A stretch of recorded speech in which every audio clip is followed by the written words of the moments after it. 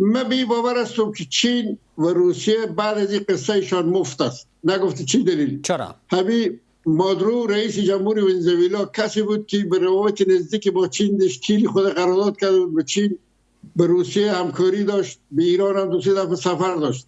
امریکا آمد مثل یک بودانه و او را گرفت، همراه خانمش برد به امریکا، پشت میلای زندان انداخت. عکس العمل چین و روسیه چی بود؟ چی کردن؟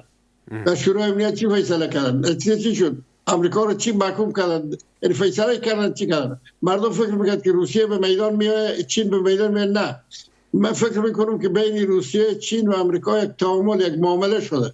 یعنی معامله بزنس. چی رقم معامله شده که امریکا گفته که کشورهای امریکای لاتین مثل ونزوئلا، مثل کیوبا، مثل کلمبیا، این کشورها مال ما هست، ما امریکا میگیریم، به شمول جزیره که در دنمارک است. بنابراین ما هم در کشورهای آسیای میانه چندان غرض نمی‌کنیم شما هر چی که میکنین بکنین. یک نوع معامله به خاطر اوکراین